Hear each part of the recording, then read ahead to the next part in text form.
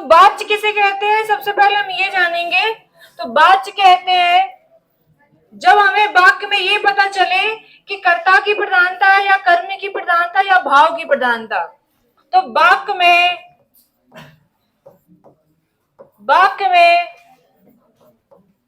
कर्ता की प्रधानता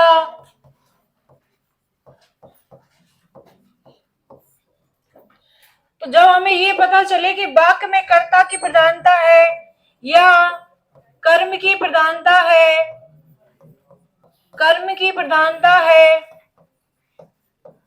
या भाव की प्रधानता है, या भाव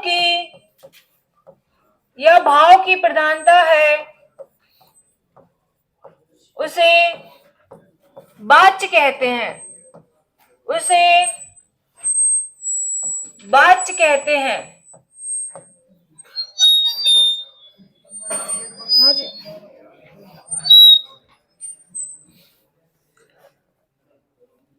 ठीक है, तो वाक्य में हमें ये पता चले कि कर्ता की प्रधानता है या कर्म की या भाव की, उसे क्या कहते हैं, वाच्य। वाच्य के 3 भेद होते हैं,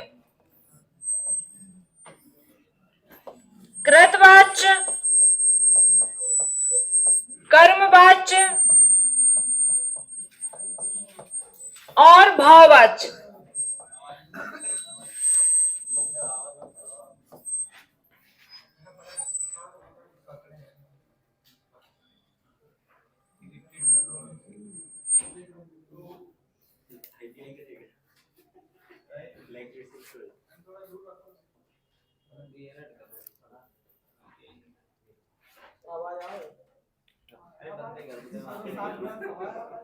क्लोज को उधर रखो, हम अकेले से बोल रहे हैं। तो वाक्य में जब हमें ये पता चलता है कि कर्ता की प्रधानता है या कर्म की या भाव की, उसे क्या कहते हैं, वाच्य कहते हैं। वाच्य के 3 भेद होते हैं, कृतवाच्य, कर्मवाच्य और भाववाच्य। तो बहुत इजी टॉपिक भी है और एक क्वेश्चन इससे हर बार पूछा जाता है। तो सबसे पहले हम कृतवाच्य, तो जहां कर्ता की प्रधानता हो वो हमारा क्या होता है, कृतवाच्य। तो इसको अभी हम शॉर्ट तरीके से समझ लेंगे कि वाक्य में क्या हो, कर्ता की प्रधानता, कर्ता की प्रधानता। और दूसरा पॉइंट जो रहेगा इसमें, दूसरा पॉइंट रहता है ने कारक चिन्ह का प्रयोग। ने कारक चिन्ह, इसका जो वाक्य आएगा उसमें कर्ता तो होगा लेकिन ने कारक चिन्ह भी होगा। ने कारक चिन्ह होगा या फिर शून्य कारक चिन्ह होगा। दूसरा पॉइंट है, तीसरा पॉइंट है शून्य कारक चिन्ह। शून्य कारक, अब शून्य कारक कैसे, अब यही इसको समझ लेते हैं कि शून्य कारक कैसे। जैसे राम ने फल खाया, ठीक है, राम ने फल खाया। अब यहाँ पे क्या ने कारक चिन्ह आया, जैसे यहां लिखते हैं राम ने फल खाया। अब यहाँ पे कौन सा ने कारक चिन्ह आया है और राम हमारा क्या है, कर्ता। यही लिखा होता राम फल खाता है, राम फल खाता है, तो तब भी हमारा क्या था, तब भी हमारा कृतवाच्य होगा। या तो ने कारक चिन्ह हो या शून्य कारक, इसमें कोई भी कारक चिन्ह नहीं आया है। तो कृतवाच्य की यही पहचान होती है कि कर्ता जरूर होगा। बाकी जैसे लिखा हो कि फल खाया जाता है, तो फल हमारा कोई कर्ता नहीं होता है। अगर ऐसा लिखा है फल खाया जाता है तो वो हमारा कर्मवाच्य में आएगा। अब यहाँ पे लिखा है राम किसके द्वारा खाया जा रहा है, राम के द्वारा, तो राम हमारा क्या हो जाएगा, कर्ता। बहुत सिंपल सा टॉपिक है। अगर इसी को हमें क्या करना है, कर्मवाच्य में बदलना है, इसी को हमें कर्मवाच्य में बदलना है, तो सीधा हो जाएगा राम के द्वारा फल खाया जाता है। तो इसमें कर्मवाच्य में जो रहता है के द्वारा आता है और क्रियाएं आती हैं, के द्वारा और क्रियाएं। जैसे कि पतंग उड़ती है, रोटी खाई जाती है, पानी पिया जाता है, सड़क बन रही है, तो ये सारी अगर केवल क्रियाएं लिखी हो तो वो हमारी किसमें, कर्मवाच्य में आती हैं, या के द्वारा। जैसे राम ने रावण को मारा, राम ने रावण को मारा, कौन सा वाच्य, कृतवाच्य। राम के द्वारा रावण को मारा गया तो क्या हो जाएगा, कर्मवाच्य। राम से रावण को मारा नहीं जाता, तो इसमें आएगा भाववाच्य में से कारक चिन्ह आता है। देखो से कंफर्म है तो से तो आएगा ही आएगा, बाकी से के साथ कभी आपको नहीं भी लगा मिलेगा, से लगा मिलेगा तब भी हमारा भाववाच्य है, और नहीं भी से के साथ नहीं भी लगा हो तब भी हमारा भाववाच्य है। असमर्थता दिखाई जाए, असमर्थता, तो ये कंडीशन से कारक चिन्ह अकेला आ जाए, से के साथ नहीं भी हो, या वाक्य में असमर्थता दिखाई जाए, या चलो शब्द आ जाए कि चलो अब आराम किया जाए, चलो अब पढ़ाई की जाए, तो चलो शब्द भी आ जाएगा तब भी हमारा क्या रहेगा भाववाच्य। जैसे कि मुझसे लिखा नहीं जाता, मुझसे लिखा नहीं जाता, उससे पैदल चला नहीं जाता, तो ऐसे वाच्य आपके भाववाच्य में आते हैं। तो सबसे पहले हेडिंग डालो कृतवाच्य, उसको थोड़ा सही से लिखवा दे, हेडिंग डालो। लिख रहे थे क्या? अभी इसमें हम और समझाएंगे, परेशान ना हो। कृतवाच्य इंपोर्टेंट टॉपिक है, इजी टॉपिक है ये, आप मान लो कि इससे आपका नंबर 2 नंबर पक्के हैं। कृतवाच्य क्रिया के जिस रूप से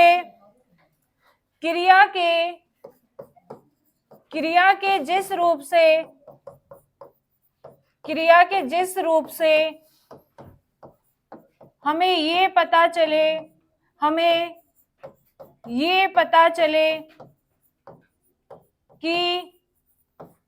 कि वाक्य में कर्ता की प्रधानता है, कि वाक्य में कर्ता की प्रधानता है, उसे कृतवाच्य कहते हैं, उसे कृतवाच्य कहते हैं। पहचान ने कारक चिन्ह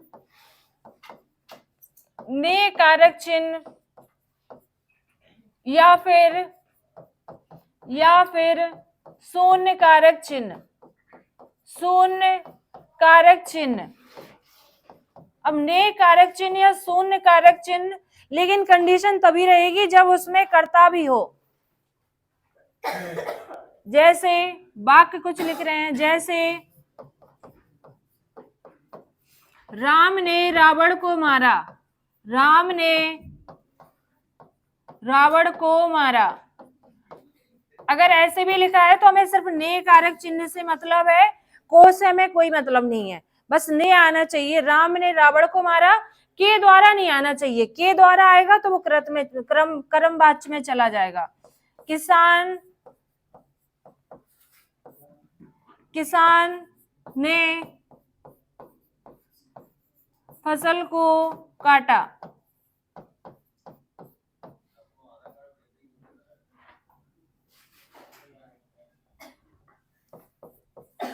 विनीता ने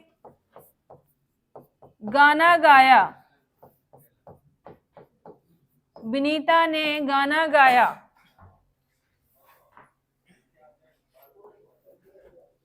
मैंने पुस्तक पढ़ी, मैंने पुस्तक पढ़ी, मैंने पुस्तक पढ़ी।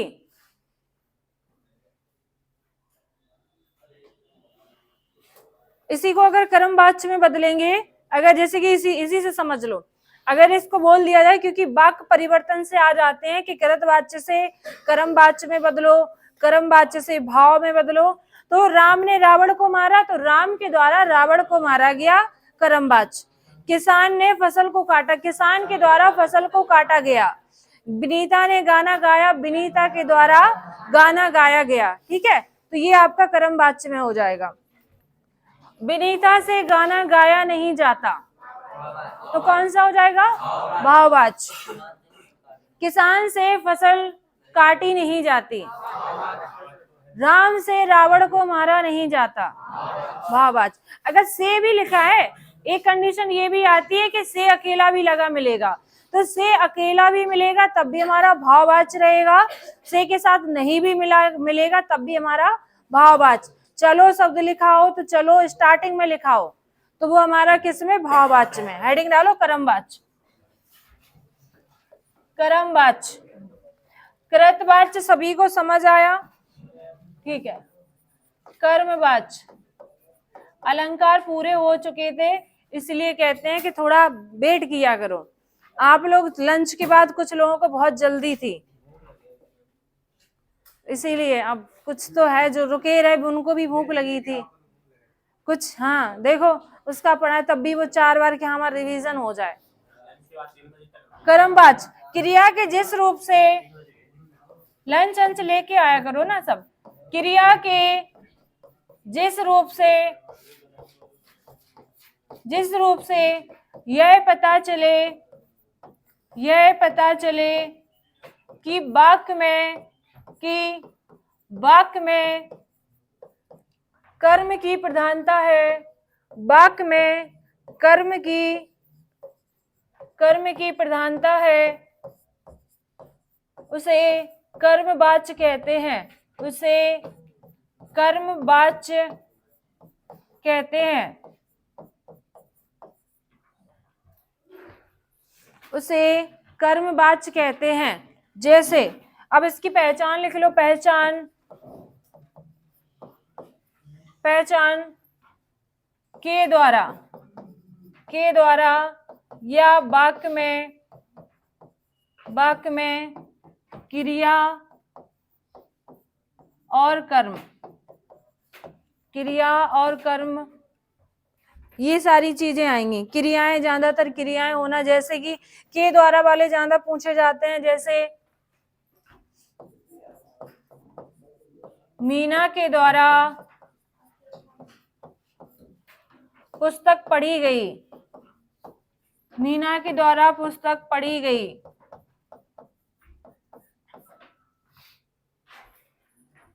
ऐसे कह सकते हैं कि वो, अगर अंग्रेजी में देखा जाए कि वो कृतवाच्य जो हमारा एक्टिव और ये हमारा पैसिव वॉइस में हो जाएगा।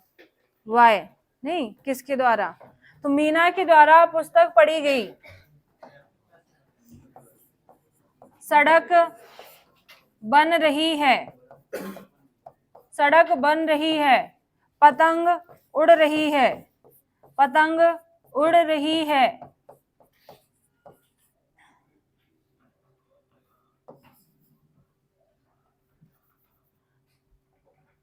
वाल्मीकि जी के द्वारा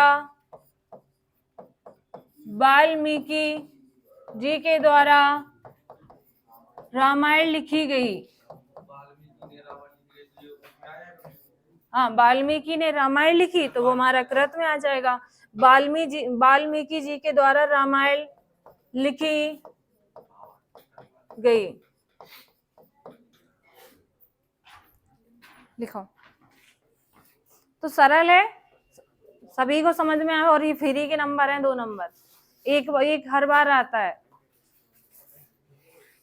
लिख लिया?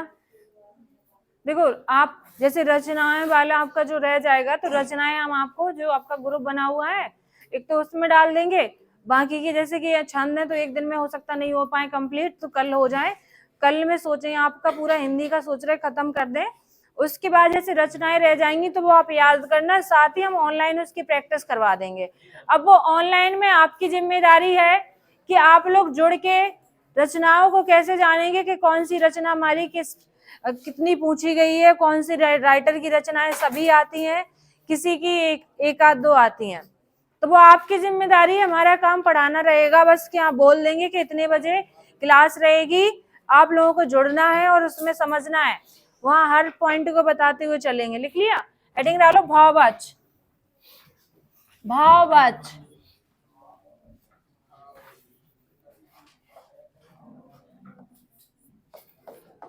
भाववाच्य क्रिया के जिस रूप से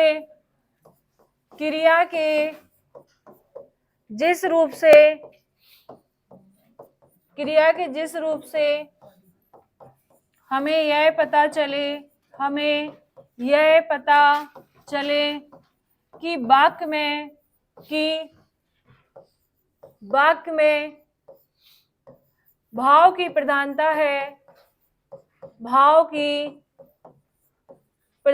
है, उसे भाववाच्य कहते हैं। उसे भाववाच्य कहते हैं।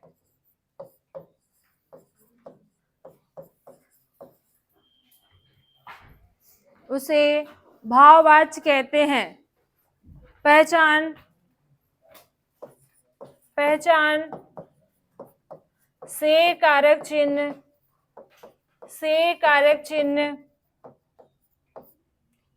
या से के साथ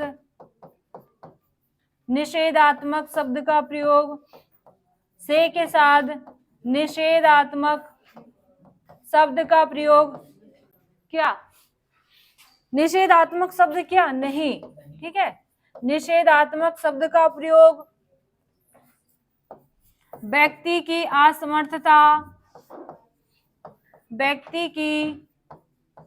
असमर्थता और अगला चलो शब्द का प्रयोग।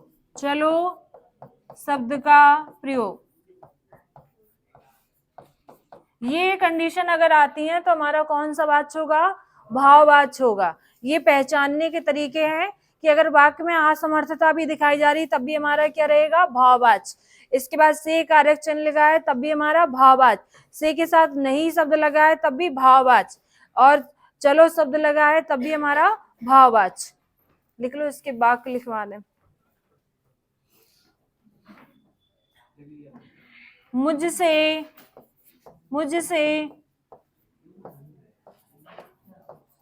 मुझसे अब और लिखा नहीं जाता। मुझसे अब और लिखा नहीं जाता।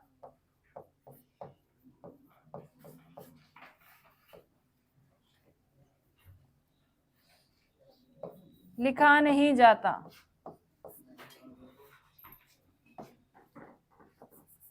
दूसरा लिखो,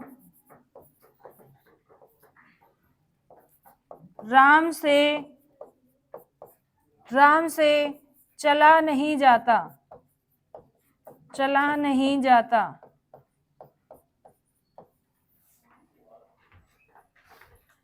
अब इधर लिख दे रहे कुछ, ठीक है।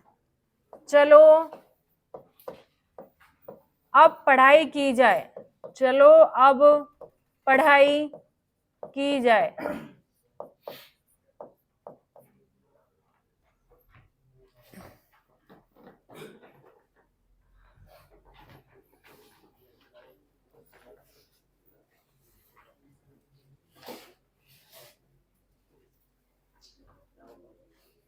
लिख लिया तो समझ लोगे ना। बाकी और भी वाक्य तो बस हमें पहचान रखनी है, वाक्य तो और भी बन जाएंगे, कुछ भी वो आपको दे देगा कि बताओ ये किस में आएगा।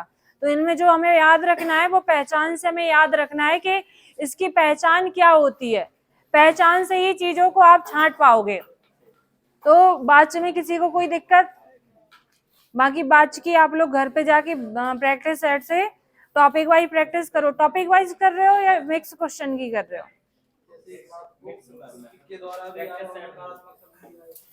के द्वारा में नकारात्मक आएगा ही नहीं है। मीना के द्वारा पुस्तक पढ़ी नहीं जाती, ऐसे आएगा ही नहीं अगर वाच्य में पूछेगा।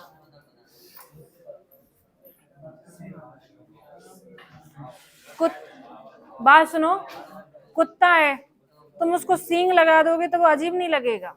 तो वो वाच्य में जिस तरीके से पूछे जाते हैं ना, अब वो तुम्हारे तरीके से थोड़ी ना पूछ लेगा ना, तुम्हारे तरीके का उसके पास दिमाग होगा एग्जामिनर के पास। चल छंद, हेडिंग डालो छंद।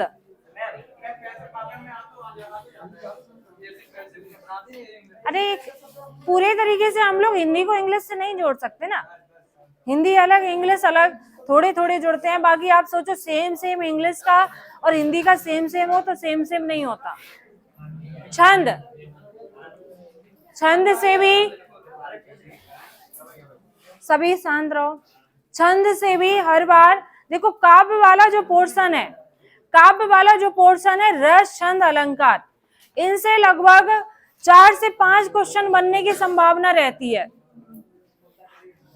अभी समझ लो, फिर से बता दे रहे हैं, जो काव्य का पोर्शन होता है, काव्य का पोर्शन मतलब रस छंद अलंकार, तो इनसे आपके 4 से 5 क्वेश्चन बनने की संभावना, 4 क्वेश्चन मिनिमम है, मैक्सिमम 5। तो इतने क्वेश्चन जरूर आपसे पूछे जाएंगे छंद टॉपिक से, और हर बार पूछे गए हैं। छंद से, रस से, अलंकार से हर बार आए हैं क्वेश्चन। हाँ चलो, छंद समझो किसे कहते हैं।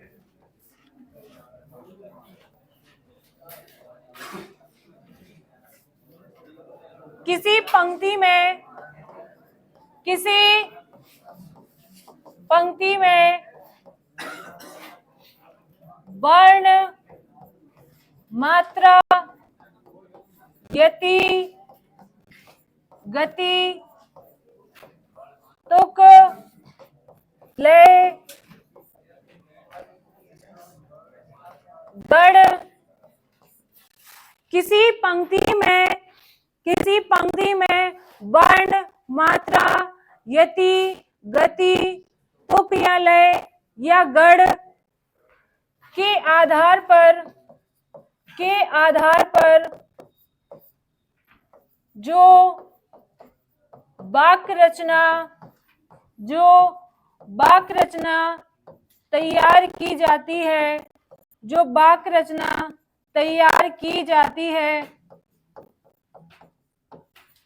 उसे छंद कहते हैं। उसे छंद कहते हैं।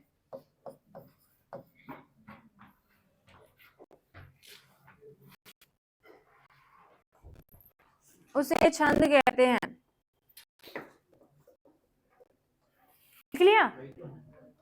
चलो, अब हम यहाँ समझ लेंगे वर्ण या मात्रा किसे कहते हैं। तो यही समझ लेते हैं, बाकी ये छंद के अंग होते हैं, वर्ण, मात्रा, यति, गति, तुक, लय, तुक, लय और गढ़। तो अब वर्ण मात्रा सभी को पता है, वर्ण हमने वर्णमाला में पढ़े हैं कि मान लो सिंगल लिखा है, जैसे मान लो का लिखा है तो का हमारा क्या है, वर्ण हो गया। अब इसके बाद मात्रा, तो का की कोई मात्रा नहीं होती है, लेकिन यही अगर ई लिखा हो तो ई की मात्रा होती है, बड़ी ई की मात्रा होती है, बड़ा का डंडा होता है। तो ये क्या है, मात्रा इसके लिए, क्योंकि वर्ण ये हो गया, इसकी कोई मात्रा नहीं, लेकिन इसकी क्या है, इसकी मात्रा होती है। तो वर्ण, लेकिन है क्या है, तो वर्ण ही, इसीलिए दोनों इकट्ठा लिख दिया कि वर्ण और मात्रा। अब यति किसे कहते हैं? यति पेपर में पूछा जाता है कि छंद में यति किसे कहा जाता है। इनको बुलाओ, यति किसे कहते हैं? किसे कहते हैं यति? यति किसे कहते हैं?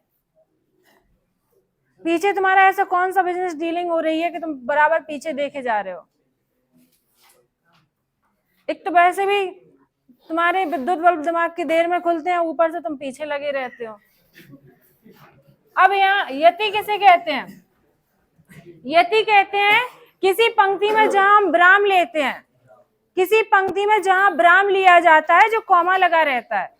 जैसे कोई चौपाई लिखी है या मान लो कोई दोहा लिखा है, तो 13 के बाद एक जैसे मान लो कॉमा लगा रहता है, तो जहां हम क्या विराम लेते हैं, कॉमा नहीं भी लगाओ तो जहां विराम लिया जाता है पंक्ति में, उसे क्या कहते हैं? यति। तो इसमें लिख लेना, यति में पूछा जाता है कि यति क्या होता है, तो जहां विराम लेते हैं उसे यति कहते हैं।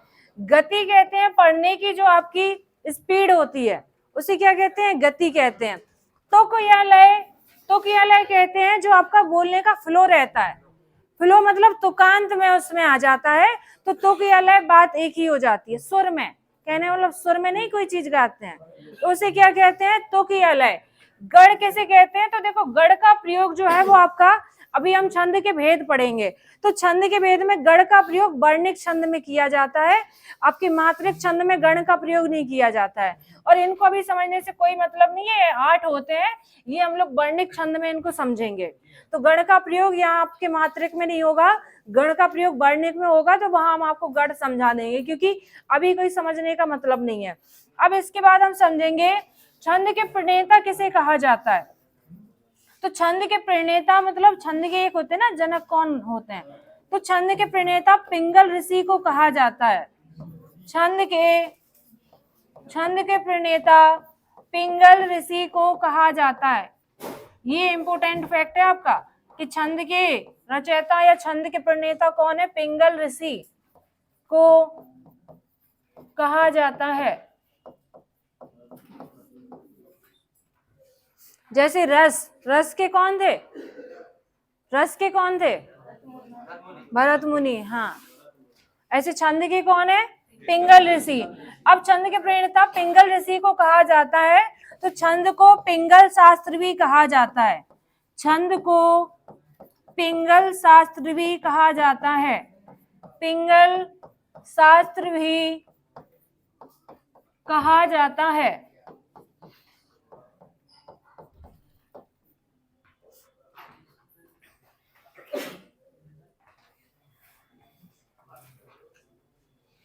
लिख लो। अगर छंद के अंग पूछे तो ये छंद के अंग में ही आते हैं सारे, यहां से लेके गढ़ तक। सारे छंद के अंग कौन होते हैं? वर्ण, मात्रा, यति, गति, तुक, लय और गढ़। अब इसके बाद हम छंद के भेद पढ़ते हैं कि छंद के भेद कितने होते हैं। तो छंद के 3 भेद होते हैं। छंद के भेद, छंद के भेद, तो छंद के 3 भेद होंगे। 3 भेद में एक आपका होगा मात्रिक छंद, दूसरा वर्णिक छंद। पहला मात्रिक छंद, मात्रिक छंद, दूसरा वर्णिक छंद, वर्णिक छंद, और तीसरा मुक्तक छंद। तीसरा मुक्तक छंद। मात्रिक छंद, वर्णिक छंद और मुक्तक छंद। तो ये छंद कितने प्रकार के? 3 प्रकार के। अब एक चीज और सुन लो, आपके पेपर में जो क्वेश्चन बनेंगे वो 90% आपके मात्रिक छंद से बन जाएंगे। छंद से अगर क्वेश्चन आता है तो वो मात्रिक छंद से क्वेश्चन आता है, बाकी वर्णिक से कुछ परसेंट चांस रहते हैं। मुक्तक तो पूछा ही नहीं जाता है। मुक्तक में केवल 1-2 लाइन पूछी जाती है, तो वो आपको लिखवा देंगे कि मुक्तक छंद के जनक कौन है, या मुक्तक छंद का प्रयोग पहली बार कहाँ किया गया। तो अब मुक्तक छंद के जनक आपने पढ़े होंगे सूर्यकांत त्रिपाठी निराला। सूर्यकांत त्रिपाठी निराला, तो उनकी रचना है जूही की कली। जूही की कली। तो मुक्तक छंद से केवल इतना ही क्वेश्चन बनेगा कि मुक्तक छंद के जनक कौन है? सूर्यकांत त्रिपाठी निराला। और इसका पहली बार प्रयोग कहाँ किया गया? तो सूर्यकांत त्रिपाठी निराला की जूही की कली में। बाद में भी लिखवा देंगे, कोई दिक्कत नहीं है। तो अब हम पहले पढ़ेंगे मात्रिक छंद, और ये इंपॉर्टेंट छंद है। छंद से क्वेश्चन इसी से आते हैं, इससे बहुत कम क्वेश्चन आते हैं, बाकी उससे तो आते ही नहीं है। उससे जो फैक्ट पूछा जाएगा वो हमने बता दिया है। तो हेडिंग डालो मात्रिक छंद। मात्रिक छंद।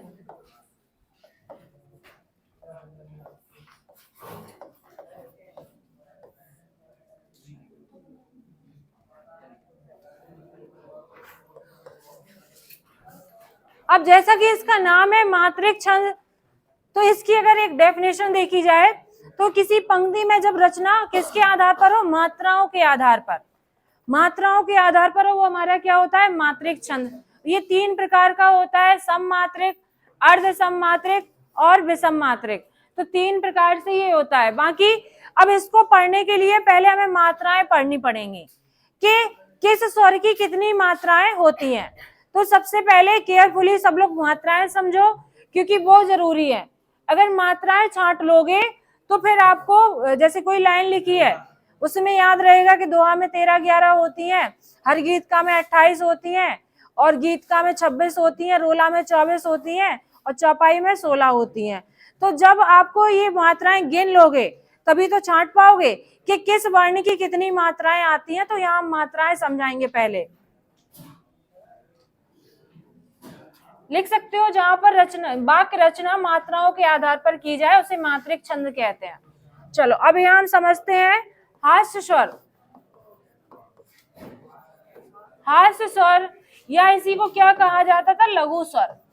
हास्य स्वर या लघु स्वर कौन कौन आते हैं? वर्णमाला सबने पढ़ी है, चुटा, चुटी, चुटो और ऋषि।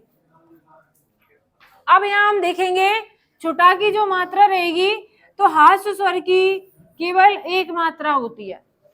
हास्य स्वर की केवल 1 मात्रा होती है। ऐसे जो बनेगा एक डंडा ऐसे। अब उसके बाद दीर्घ स्वर, दीर्घ स्वर या इसी को गुरु स्वर भी कहा जाता है, दीर्घ स्वर या गुरु स्वर। अब दीर्घ में आपको पता है कौन कौन आ जाएंगे, बड़ा, बड़ी, बड़ो, ए, ऐ, ओ, आओ। ठीक है, तो ये आपके कितने 7 होते हैं, और 7 में हम देखेंगे तो इनकी जो मात्राएं रहेंगी, दीर्घ स्वर की मात्रा, तो दीर्घ की 2 मात्राएं होती हैं जिसको हम ऐसे लिखते हैं, जिसको छंद में ऐसे लिखते हैं, लिख लो। हाँ, अंक की बिंदी की 2, चंद्र बिंदु की 1, अभी वो भी बताते चल रहे हैं। 5, हाँ एस टाइप की रहती है। हाँ, एक देखो इस तरीके की रहेंगी, 1 मात्रा की ऐसी, 2 मात्रा की ऐसी, 5 समझ लो, एस समझ लो। हाँ, 15 के 1 मतलब जो डंडा है वो एक आपकी हास्य स्वर की होगी, दीर्घ की एस या 5 अपने हिसाब से जो तुम्हें समझना हो। चलो अब हम यहाँ देखेंगे अंग की, अंग की कितनी मात्राएं, तो अंग की 2 मात्राएं। अब इसके बाद चंद्र बिंदु, चंद्र बिंदु, तो चंद्र बिंदु की 1 मात्रा, चंद्र बिंदु की 1 मात्रा। संयुक्त व्यंजन, संयुक्त व्यंजन, संयुक्त व्यंजन की 2 मात्राएं। आहा की 1 मात्रा होती है, विसर्ग की 1 मात्रा होती है। विसर्ग का लिखना चाहो लिख लो, विसर्ग की 1 मात्रा, अंग की 2 और आहा की 1।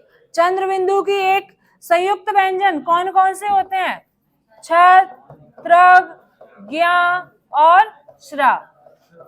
तो इनकी कितनी कितनी मात्राएं रहेंगी, संयुक्त व्यंजन की 2 मात्राएं रहेंगी। तो किसी भी लाइन में आपको बहुत केयरफुल होके पढ़ना पड़ेगा, तब जाके आप ये मात्राएं छांट पाओगे। लिख लो, फिर हम उसके बाद कुछ जो डाउटफुल रहेंगे उनको और बताते हैं। नहीं, एस का मतलब 2, लिख गया। अब ये इतना लिख लो, इसके बाद एक चीज और समझानी है।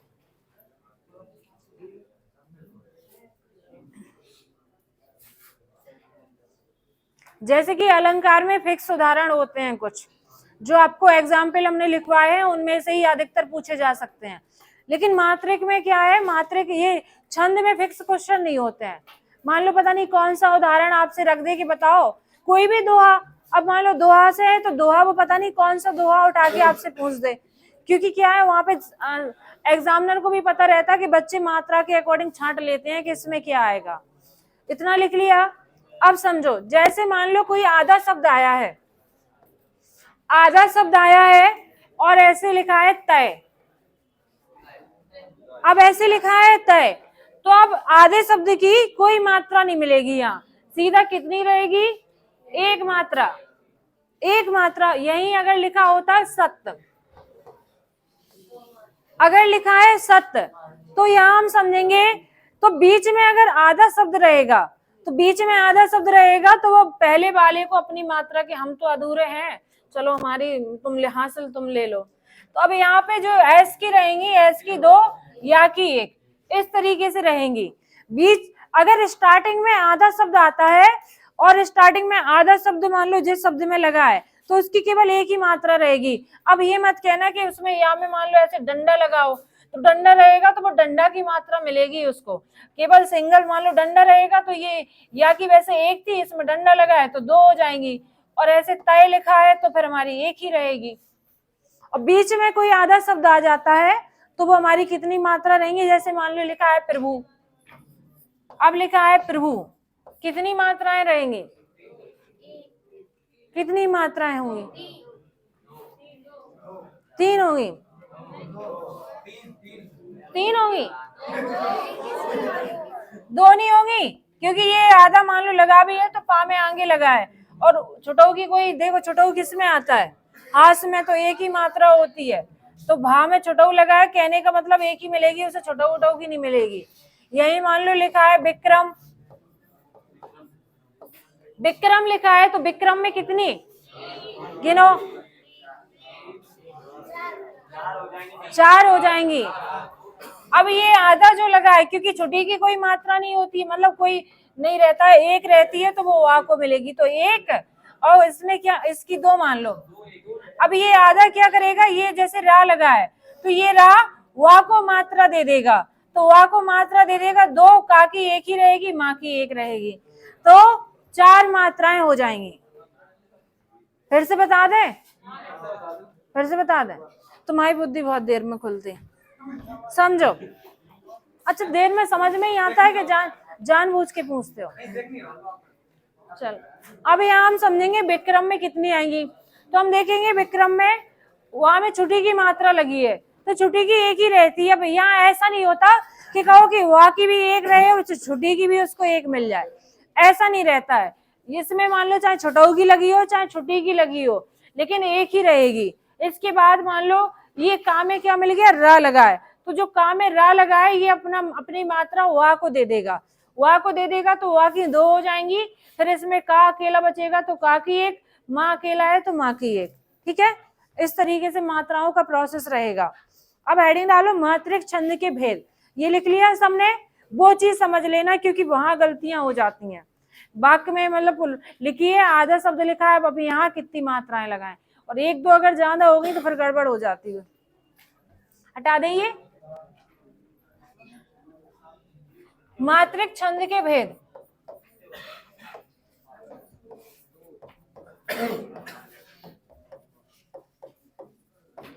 तो मात्रिक छंद के 3 भेद होते हैं। मात्रिक छंद के 3 भेद होते हैं। एक होता है सममात्रिक छंद, सममात्रिक छंद पहला। दूसरा होगा अर्ध सममात्रिक छंद, अर्ध सममात्रिक छंद,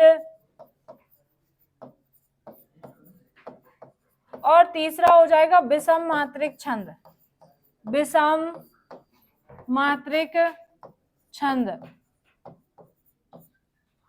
सममात्रिक छंद, सममात्रिक के बाद अर्ध सममात्रिक और विषम मात्रिक।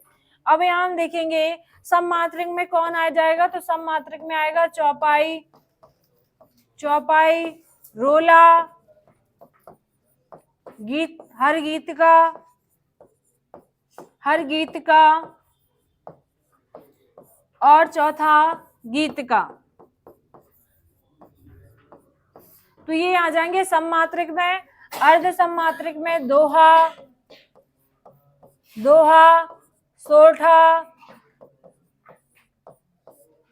तीसरा बरवे, और चौथा उलाला।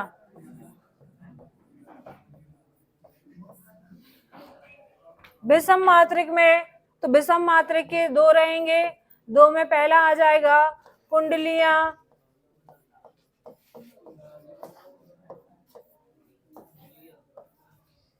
और छप्पय, कुंडलियां और छप्पय, 6 चरण, और इसमें भी 6 चरण। तो ये आपके भेद हैं सभी सममात्रिक के, अर्ध सममात्रिक के और विषम मात्रिक के हैं। अभी हमने हर गीत का पढ़ लिया, बाकी तुम जानते हो बरबे क्या होता है? स्टूपिड क्वेश्चन करते हैं, अरे उन्हीं की बात कर रहे हैं। तुम ऐसे कि बाकी को हम बहुत अच्छे से जानते हैं, हम बस यही नहीं जानते कि हर गीत का कौन है।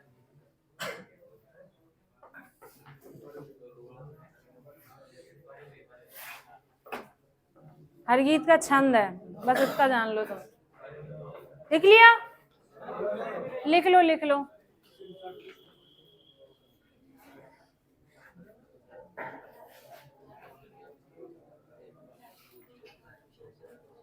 क्या 1 बज गया क्या? अभी टाइम कितने? ठीक है, तो सममात्रिक, अर्ध सममात्रिक, विषम मात्रिक लिख लो। सभी लोग लिख लिया? अब हेडिंग डालो चौपाई।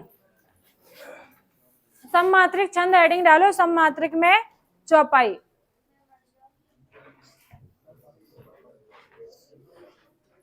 हम लिख के उधर खड़े हो जाया करेंगे।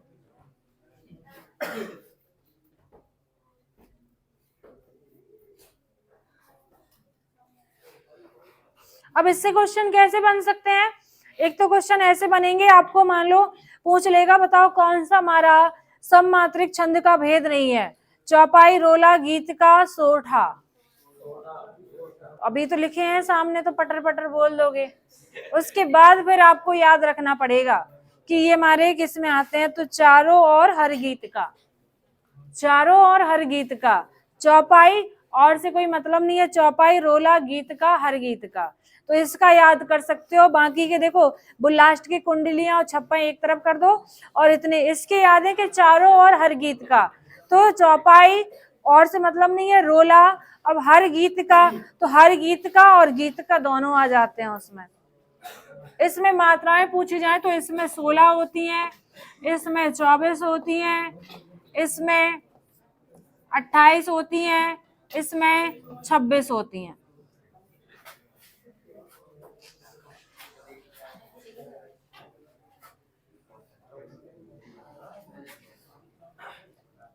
सममात्रिक हेडिंग डाल ली? चलो लिखो चौपाई में। चौपाई,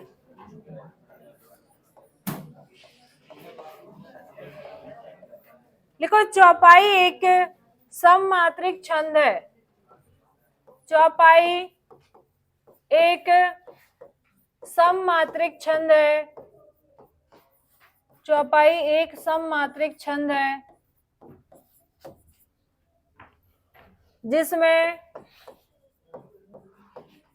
जिसमें 4 चरण होते हैं, जिसमें 4 चरण होते हैं। प्रत्येक चरण में 16 मात्राएं पाई जाती हैं। 16 मात्राएं पाई जाती हैं।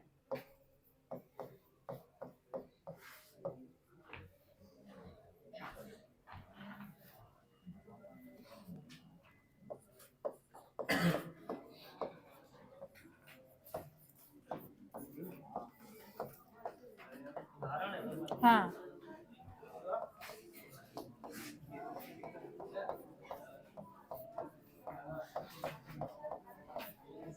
देखो इसमें जो तुम्हें पहचान करनी है, तो 4 चरण तो सभी में होते हैं। देखो सममात्रिक में भी होते हैं, उसके बाद अर्ध सममात्रिक में भी होते हैं, लेकिन आपको कहीं कहीं ये 2 ही पंक्तियां दी जाएंगी, 2 चरण दिए जाएंगे, तो 2 चरण से भी पहचान सकते हो। या मान लो चौपाई की कभी कभी पेपर में एक ही लाइन लिख देता है, पूछ देगा बताओ इसमें, अब तुम लोग कहो कि 4 चरण लिखे ही नहीं है, तो एक लाइन से भी चौपाई में पूछ सकता है कि एक लाइन लिख दी फिर बताओ इसमें कौन सा होगा, या एक लाइन दोहा की लिख दी फिर बताओ इसमें क्या होगा।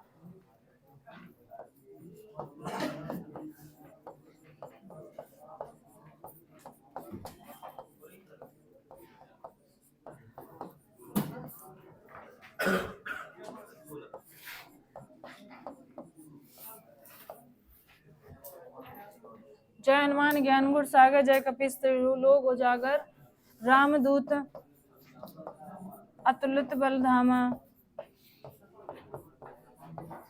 अतुलित बलधामा, अंजनी पुत्र पवन सुत नामा, अंजनी पुत्र पवन सुत नामा। लो अब इसमें तुम्हें मात्राएं लगानी है, हम देख लें, चेक कर लें कि अब इसमें क्या है। देखो जो उदाहरण लिखाए जाते हैं ना वो बिल्कुल सटीक उदाहरण होने चाहिए। मान लो हमारे याद करने के तरीके में अगर कुछ एक भी अगर मात्रा इधर उधर हो गई ना तो फिर गड़बड़ हो जाती है।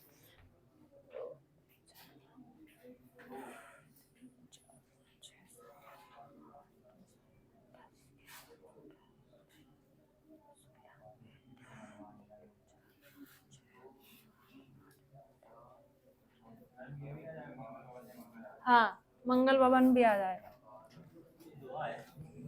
नहीं, वैसे ही दुआ है, मंगल भवन चौपाई में तो आ जाता है।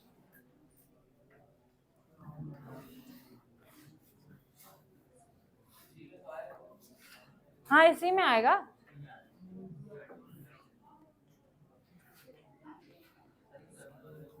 हाँ ठीक है, सही लिखी है।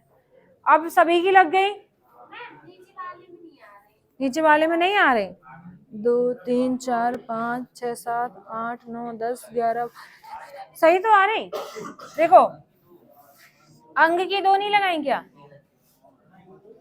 अंग की 2 नहीं लगाई, हमें लगता तुमने, फिर हम लगवा दे रहे। चलो समझ लो, यहाँ मात्राएं एक में हम लगा दे रहे हैं, समझा दे रहे हैं, ठीक है। अब यहाँ हम देखेंगे, इसकी जा अकेला है एक एक एक एक एक, माँ में डंडा है 2 1, इसमें 2 1 1 1 2 1 1 1 1 1 2 1 1 1 2 1 1 2 1 1 2 1 2 1 1 1 1 1 1 1 2 2 2 1 1 1 2 3 1 1 1 1 1 2 2। इस तरीके से मात्राएं आएंगी, इस तरीके से मात्राएं रहेंगी चौपाई की। गिन लो, 16 16 हो रही। किसी की यहाँ गड़बड़ हुई? सभी की सही लग गई। चलो एक में और लगाओ, फिर उसके बाद रोला लिखवाएं।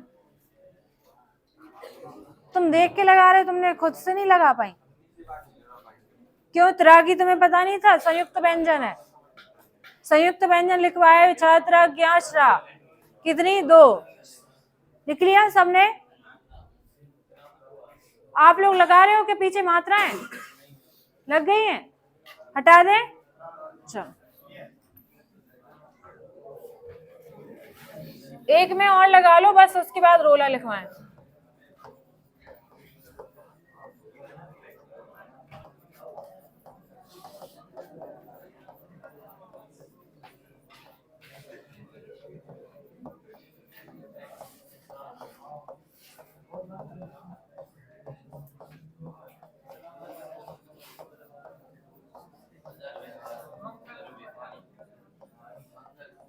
दो 3 4 5 6 7 8 9 10 11 15 16 1 2 3 4 5 6 7 8 9 10।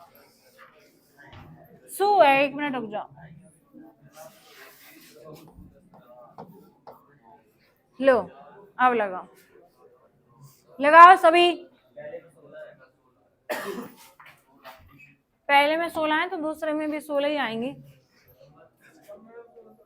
16 16 आ गई। लगा लोगे मात्राएं? तुम लगा लोगे? तुम लगा लोगे? अच्छा, तो फिर एक तुम सही लगवाए मात्राएं, यही हटा के। अच्छा इसमें ही बताओ, छोड़ो, बगल में सब शांत रहे ना इनके। चलो तुम बताओ, इसमें कितनी कितनी आएंगी? कितनी इसमें? हाँ, 1 फिर 1 1 1 1। बाकी शांत रहो सब लोग। हाँ हाँ हाँ हाँ हाँ। इसमें 3 आएंगी तो 3 लिख दें, ऐसे लिख दें कि क्या लिखें? वैसे तुम अच्छा, हम सोचा थे चलो अच्छा तुम्हें समझ में आ गया। ये हाँ में डंडा लगाए, लगाए ना, दीर्घ स्वर है तो गुरु मात्राएं नहीं आएंगी 2, और इसमें भी बड़ी की लगी है तो 2। अच्छा इसमें कितनी? शांत रहो सब। कितनी? पहले में 2 आएंगी, फिर इसमें 2 क्यों आएंगी? तो दंड हमने तुम्हें बताया था कि अगर शुरुआती शब्द में आधा शब्द लगा है तो उसकी एक ही रहती है। अब ये बीच में होता तो फिर इसकी दो होती, एक ही एक रहेगी। एक एक एक एक एक एक एक एक एक एक एक एक दो दो। ठीक है, सभी लगा लोगे? कोई दिक्कत तो नहीं है? हेडिंग डालो रोला। रोला,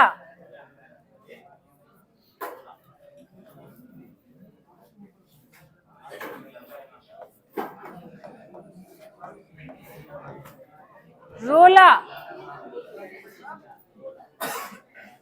क्या दिक्कत? कोई किसी को दिक्कत हो बताओ, उसको दूर करेंगे। किसी को कोई भी दिक्कत हो, इसीलिए वरना हम सीधा सीधा लिखवा देते 16 मात्राएं, क्योंकि प्रैक्टिकली चीजें ज्यादा समझ में आती हैं। दिक्कत हो तो यहाँ पूछ सकते हो। रोला एक सममात्रिक छंद है। रोला एक सममात्रिक छंद है। इसमें 4 चरण होते हैं। इसमें 4 चरण होते हैं। प्रत्येक चरण में 24 मात्राएं होती हैं। अब इसके जो देखो, इसका जो प्रथम चरण,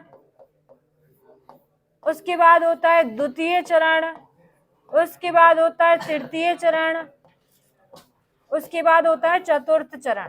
ठीक है, अब इनमें हम समझेंगे कौन सा हमारा सम होता है, कौन सा हमारा विषम होता है। तो अब इसमें हम देखेंगे पहला और तीसरा, इसको कहा जाता है विषम चरण। विषम चरण। और इसके बाद दूसरा और चौथा, इसको कहते हैं सम चरण। तो इसके जो विषम चरण में मात्राएं रहेंगी वो 11-11। ठीक है, 11-11। और सम चरणों में जो रहेंगी वो 13-13।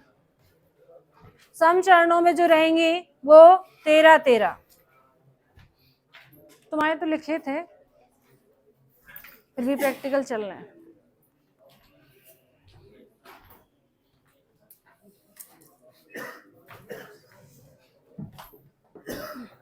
उदाहरण लिखवा दें लोगों को।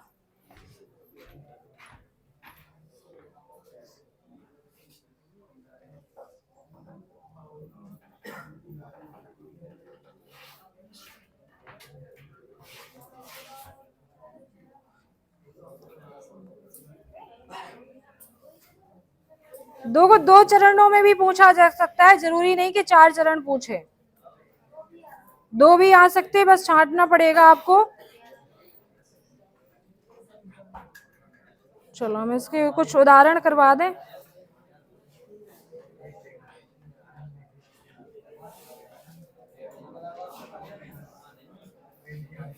शांत रहो सभी।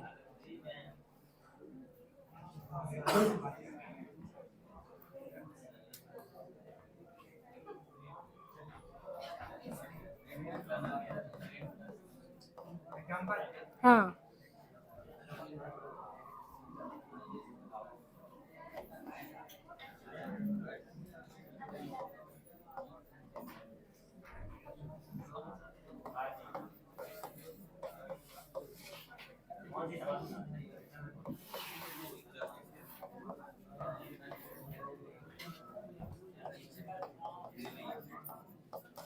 शांत रहो सबसे पहले तो।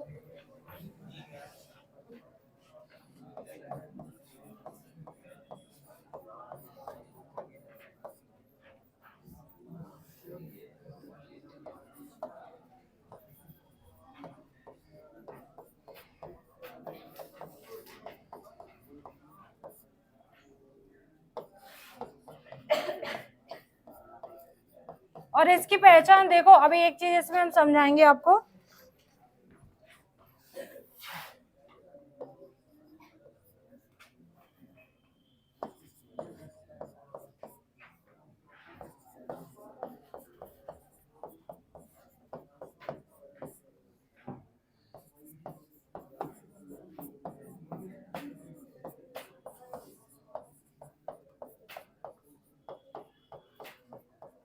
जरूरी नहीं आपको यही लिखे मिल जाए, कोई भी दे सकता है, बस आपकी प्रैक्टिस करवा रहा है, ये समझ लो। हमने कहा जरूरी नहीं आपको यही लिखे मिल जाए, आपकी प्रैक्टिस करवा रहे हैं बस मात्राओं की, कि कैसे आप पहचानोगे।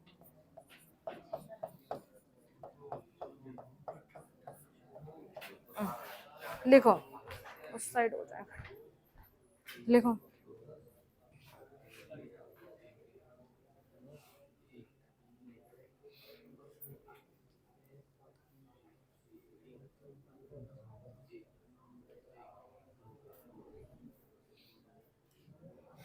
लगाओ, देख लें, 1 2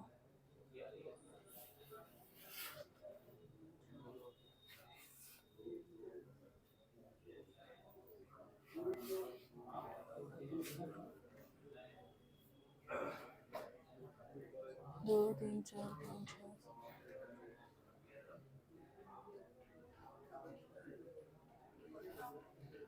1 2 3 4।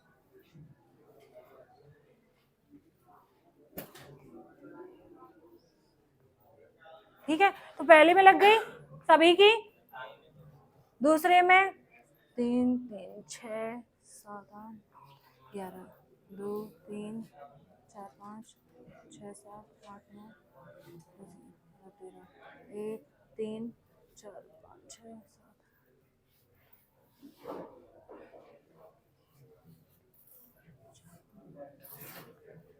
ठीक है, लग गई सभी की, लगवाएं कि लग गई?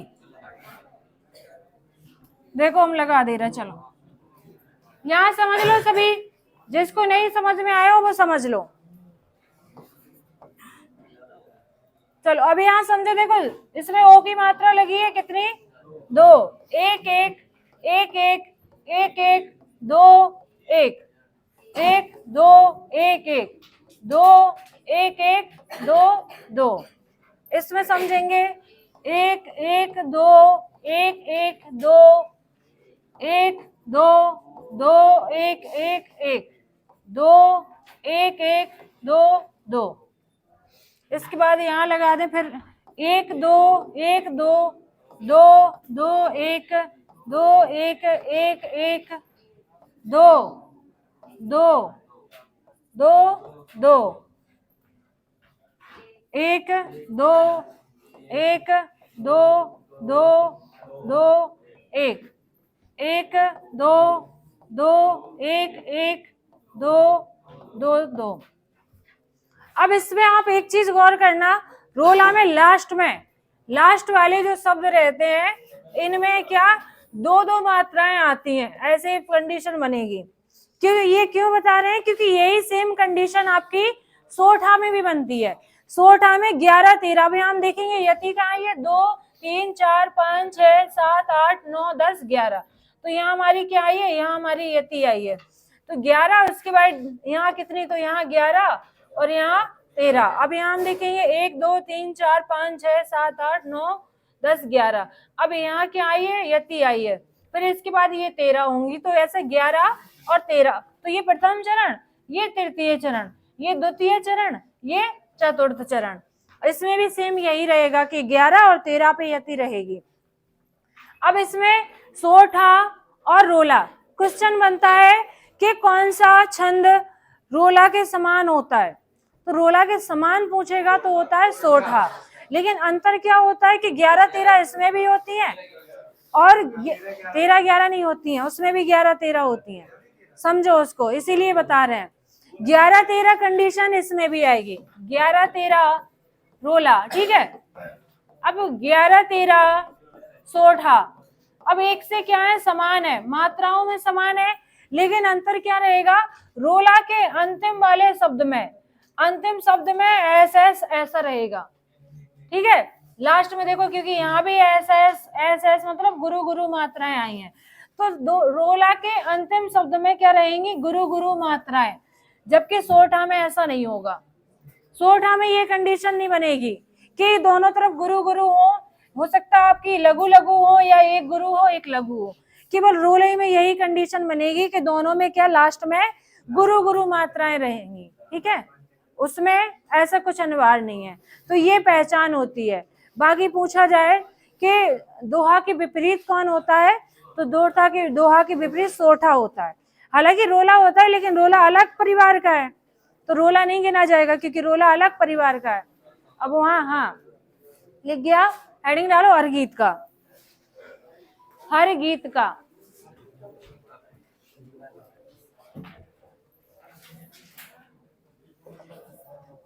हर गीत का,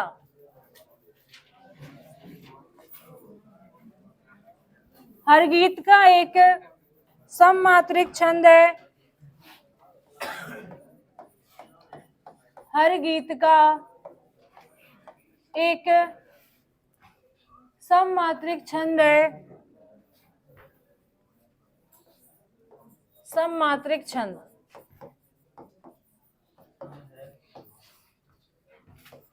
चार चरण होते हैं, चार चरण, और प्रत्येक चरण में 28 मात्राएं।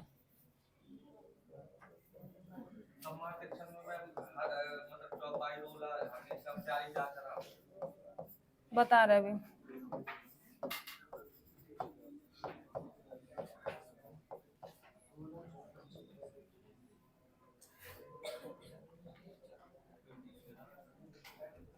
अब इसमें देखो, चार चरण जरूरी नहीं है कि चार चरण अनिवार्य हो।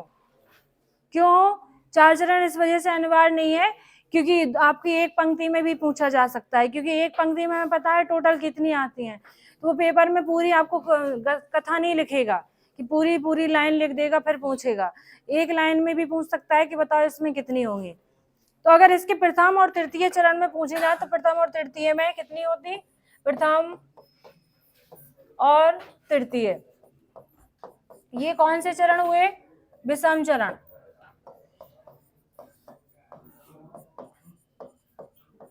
इसके बाद द्वितीय और चतुर्थ,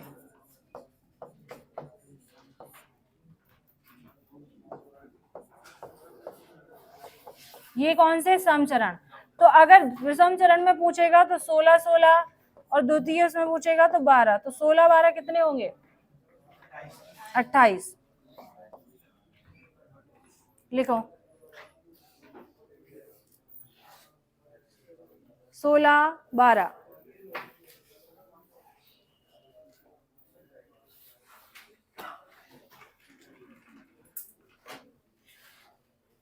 अब ऐसे पता छंद आपको एक ऐसे समझाए जाते हैं जल्दी जल्दी में कि हाँ सिलेबस खत्म करना है, ऊपर से निकल जाए, लेकिन ऊपर से नहीं निकल जाए, आप लोग उसको छांट पाओगे, एक बार पढ़ लो फिर उसके बाद पढ़ने की जरूरत ना पड़े। छंद में देखो उदाहरण का एरिया फिक्स नहीं रहता है कि उदाहरण जो आपको हम लिखवाएं वही फंस जाए सीधे, कुछ आ भी सकते कुछ नहीं भी आ सकते। अलंकार में ये कंडीशन होती है, रस में ये कंडीशन जरूर होती है कि जो लिखवा रहे हैं उनमें से ही आ जाएंगे। इसमें तो सीधा नॉलेज पता रहता है कि इतनी इतनी मात्राएं होती हैं, अब तुम लगा के पता कर लो कि इसमें इतनी आ रही तो ये कौन सा होगा। और एक लाइन क्यों दी जाती है, क्योंकि एक लाइन से ही पता पड़ जाता है कि 28 आ रही हैं, तो फिर डिवाइड कर लेंगे कि 28 किस में आती हैं, फिर उस पर दिमाग लगाएंगे कि 16-12 वाला कंडीशन आ रही है कि नहीं आ रही है। हो गया। अब उदाहरण लिखो,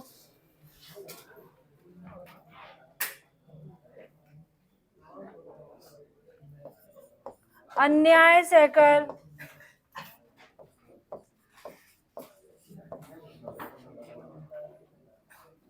अन्याय सहकर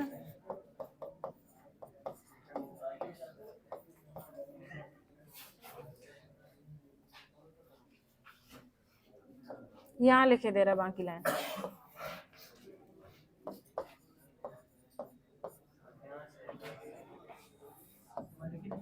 रुक जाओ भी हट रहे हैं हम।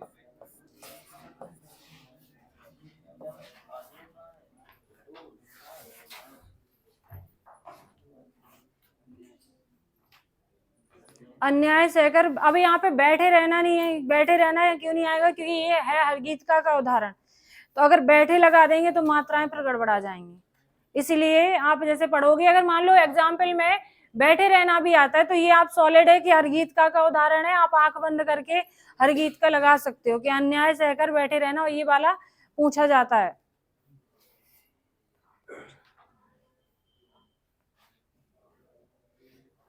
ठीक है, अब आ जाएंगे हो गई, लग गई। चलो अब लगवा दे रहे हैं। 2 2 2, 1 1 1 1 2 1 1 1 2 1 1 1 2, इसके बाद 2 1 नहीं 2 2 1 और 2, ठीक है।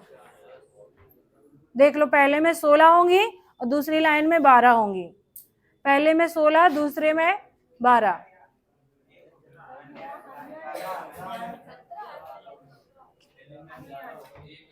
अच्छा अच्छा, इसमें लो जल्दी जल्दी में लिख के आए। 2 2 2 4 5 6 7 8 9 10 11 12 13 14 15 16, 2 3 4 5 6 7 8 9 10 11 12। तो ये किसका? हर गीत का। अब हेडिंग डालो गीत का, गीत का और लिख लो, इसके बाद फिर देते हैं ब्रेक। गीत का,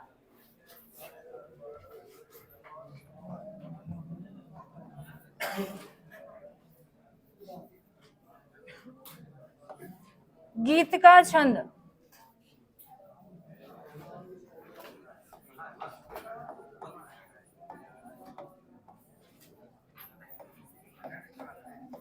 गीत का छंद, गीत का एक, हाँ, गीत का एक सममात्रिक छंद है।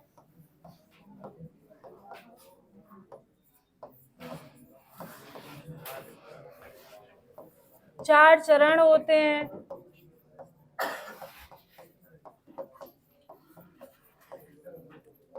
प्रत्येक चरण में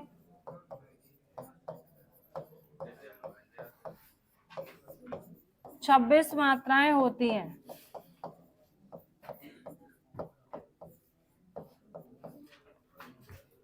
अब यहाँ देखो, आपको कैसे याद करना है कि गीतका में कितनी, हर गीतका में कितनी। तो हर गीतका में क्या, दो चीजें ऐड हो गई, हा और रा, तो दो चीज बढ़ गए। तो यहाँ पे जैसे गीतका में 26 हैं, तो उसमें दो जुड़ गए तो वहां दो जुड़ गए, तो दो बढ़ा देना है, तो वहां 28 हो जाएंगी। गीत का छोटा है, हर गीत का बड़ा है, तो उसी हिसाब से आपको कंफ्यूज हो जाए कि गीतका में कितनी, हर गीतका में कितनी। तो हर गीतका में कितनी, 28। अब वहां या फिर गीत का अकेला आ गया तो दो हटा दो, शब्द दो हटा दो तो कितनी रहेंगी, 26। तो इसके प्रथम और तृतीय चरण में, प्रथम और तृतीय चरण में 14 14 14 14, द्वितीय और चतुर्थ, द्वितीय और चतुर्थ में 12 12, द्वितीय और चतुर्थ में 12 12। इसकी और कर लो। इसके बाद देखो, अभी हो सकता है फिर से सर से पूछेंगे, क्लास लगेगी तो ये हम आज ही कोशिश करेंगे कि खत्म हो जाए, बाकी नहीं है तो फिर या तो नेक्स्ट क्लास में। कल संडे में थोड़ा पेपर पड़ गया बच्चों का, सुबह पढ़ना हम कर लिए, एक्स्ट्रा क्लास लेके ये आपके खत्म करने वाले थे। लिख गए? चलो अब उदाहरण लिखो।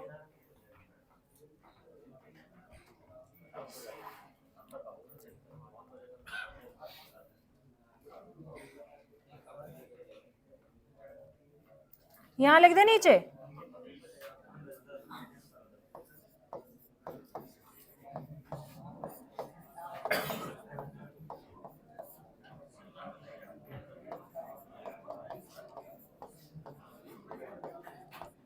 शांत रहो सभी।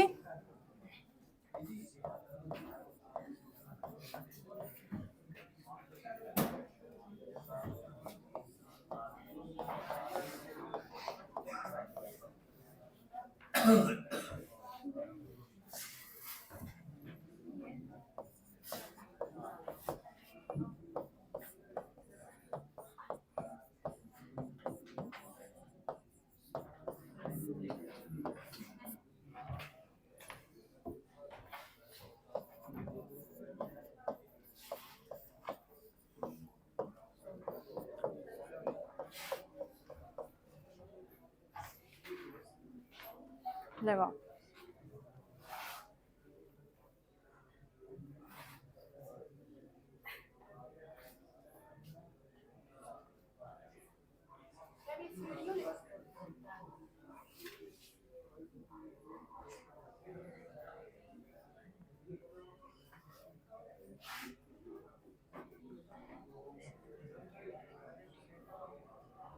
ठीक है, सही है। लग गई सबकी? लगाओ। 14 12 14 है। सभ्यता की सीढ़ियों पर सूरमा चढ़ने लगे। सभ्यता की सीढ़ियों पर सूरमा चढ़ने लगे। एक बार और आप लोग घर पे जाके इसकी प्रैक्टिस भी करना, और भी उदाहरण जो दिए गए हो ना उनसे प्रैक्टिस करना। बाकी तो करवा ही रहे हैं, जरूरत नहीं है, लेकिन फिर भी बस इतना मात्राएं याद रखना। 2 1 2 2 2 2 का की किसको मिलेगी? भा को।